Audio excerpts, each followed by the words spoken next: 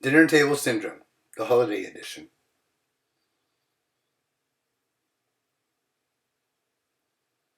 I'm Judy Nyholm, the Mental Health Outreach Coordinator for Tri-County GLAD.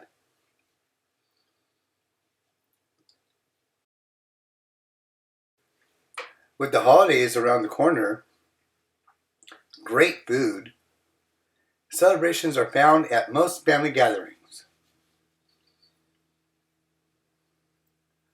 For some deaf and hard of hearing people, DHH,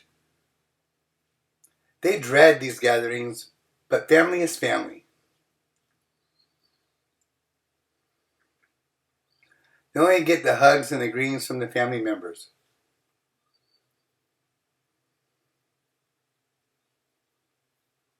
The dinner table syndrome, DTS, is where a DHH person experiences being left out.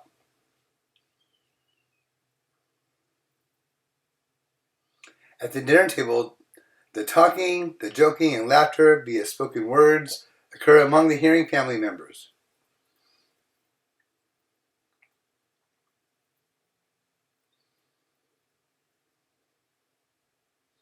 Not understanding the flow of the conversation, he or she will ask,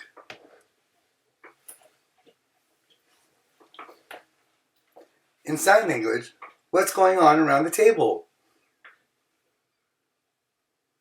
And he or she will get from the hearing members is, oh, it's not important. I will tell you later. And the like. That is where the DHH person becomes isolated and stressed out. He or she eventually becomes lonely, frustrated, or angry.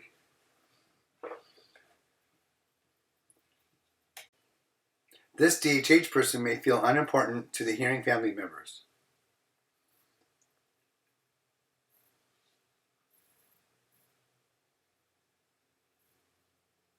He or she may cope with this by seeking refuge, such as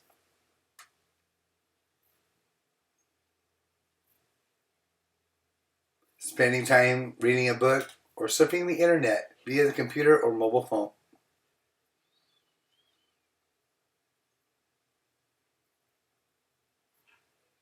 In another room at the family gathering. I interviewed deaf and hard of hearing community members who shared their views on dealing with dinner table syndrome.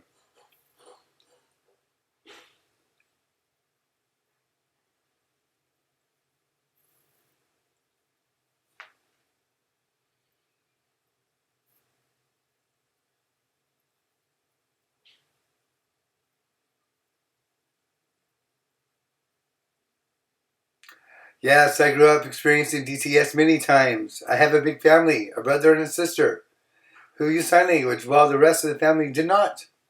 We got together and I conversed with my brother and sister using sign language. When they were finished conversating, I was stuck intolerant, so I could bring a book or video game to play with the cousins.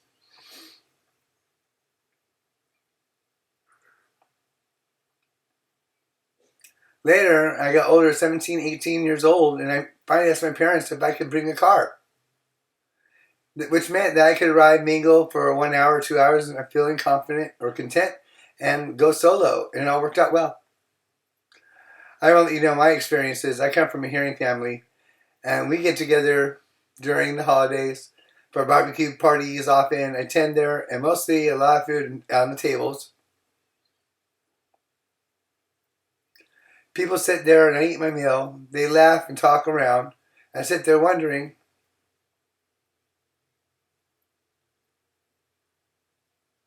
I asked them, what did they just talk about? They explained to me a bit and I tried to visualize it. It was really vague. I'm deaf. I wonder if the others are not fluent in sign language.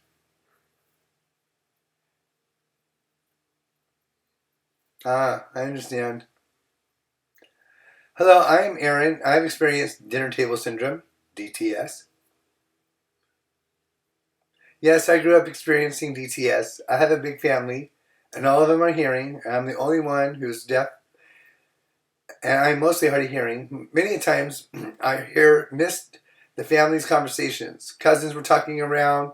Mostly the uncles and aunts were talking, and I tried to grasp on to what they were saying. But I have a big family.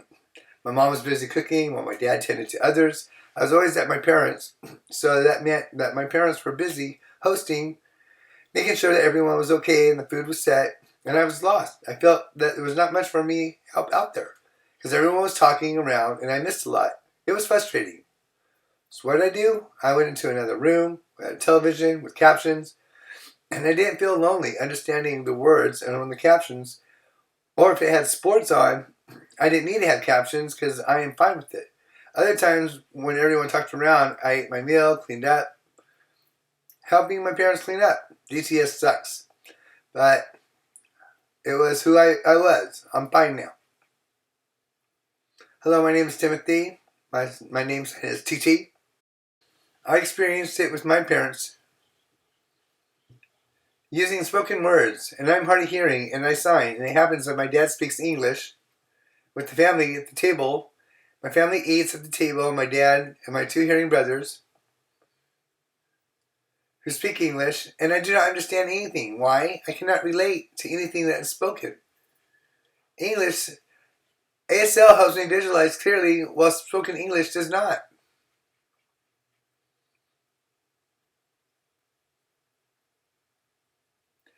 I can't be related to. I cannot do it. And the other thing is that my mom, who's Filipino and speaks Filipino, and I know nothing about Filipino words. Understandable. I go to church. Where? My mom and her family are Filipino, and they speak Filipino, and I observe and shush myself. I do not interact with them because I do not speak Filipino. I understand that my dad and my mom speak English and Filipino, respectively. I have a good laugh, and while I feel deflated and lonely, I feel left out. I prefer ASL because it helps me make my friends and I have a good laugh. And I mingle with them like my family. I still like my mom and dad. I interact with them. It's important. Breaking down the barriers to communication will lead to a better and healthy relationships.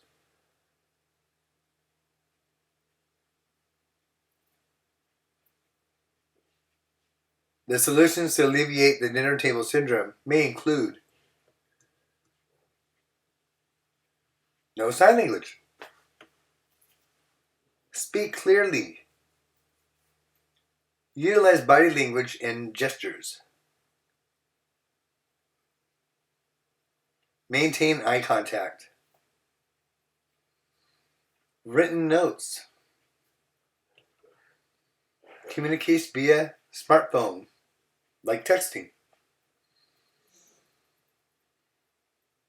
Everyone in the family would see that the deaf or hard of hearing person's communication mode and his or her natural language.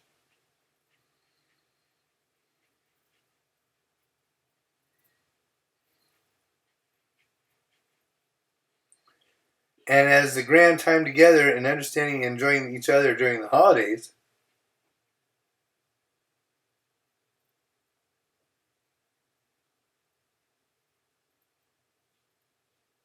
the DHH community members thank you for giving your time